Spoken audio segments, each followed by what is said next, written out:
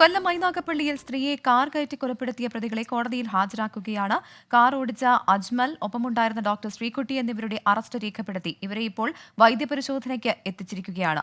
അരുൺ രാജ് ചേരുന്നുണ്ട് വിവരങ്ങളുമായി. അരുൺ, എവിടെയാണ് ഇവരുടെ വൈദ്യപരിശോധന നടത്തുന്നത്? അതിനുശേഷമുള്ള നടപടിക്രമങ്ങൾ എങ്ങനെയാകും? ഇവരിൽ നിന്ന് കൂടുതൽ വിവരങ്ങൾ പോലീസിന് ചോദിച്ചറിയാൻ സാധിച്ചിട്ടുണ്ടോ?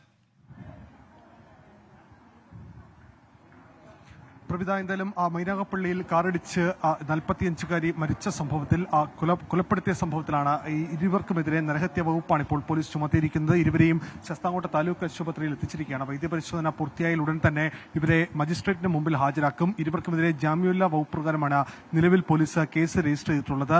ഈ സ്റ്റേഷനിൽ ഇറങ്ങുമ്പോഴുള്ള ഭാവങ്ങളടക്കം നമ്മൾ കണ്ടതാണ്. യാതൊരു മുഖത്തോ അല്ലെങ്കിൽ ഇവരുടെ ശരീര രീതിയിലോ ഒന്നും തന്നെ യാതൊരു തരത്തിലുള്ള മാറ്റങ്ങളോ അല്ലെങ്കിൽ ഈ ദുരന്തമുണ്ടായതിൻ്റെതായ യാതൊരു കുറ്റബോധം ഒന്നും തന്നെയില്ല. വളരെ ദൃഢനിശ്ചയത്തോടെ തന്നെയാണ് ഇവർ ഇറങ്ങി വരുന്നത്. കാരണം അവർ ഇപ്പോഴും പറയുന്നത് തങ്ങൾ ബോധപൂർവം ചെയ്തു എന്നതിനപ്പുറം ആ സമയത്ത് അവിടെ രക്ഷപ്പെടാൻ വേണ്ടി ചെയ്തു എന്ന ന്യായീകരണം കൂടിയാണ് ഇക്കാര്യത്തിൽ മുന്നോട്ട് വെക്കുന്നത്. ഈ ഡോക്ടറുമായി ബന്ധപ്പെട്ട് ഡോക്ടറുടെ ഫാമിലി അടക്കമുള്ളവരോട് എത്തിയിരുന്നു, ഡോക്ടറുമായി സംസാരിച്ചിരുന്നു. ഡോക്ടർ ശ്രീകുട്ടി ഇക്കാര്യത്തിൽ ഈ ഭാഗത്ത് ഒരു പ്രേരണാ കുറ്റമാണ് പോലീസ് ചുമത്തിയിരിക്കുന്നത്.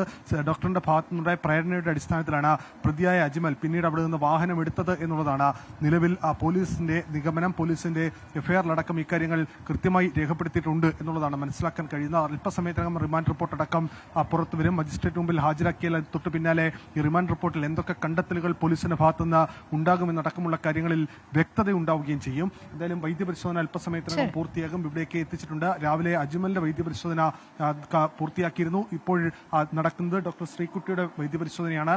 ആ വൈദ്യപരിശോധന കൂടി പൂർത്തിയാക്കിയാൽ ഉടൻ തന്നെയായിരിക്കും മജിസ്ട്രേറ്റ് മുമ്പാകെ ഹാജരാക്കുക. പ്രവിധ. അരുൺ രാജാണ് വിവരങ്ങൾ നൽകിയത്.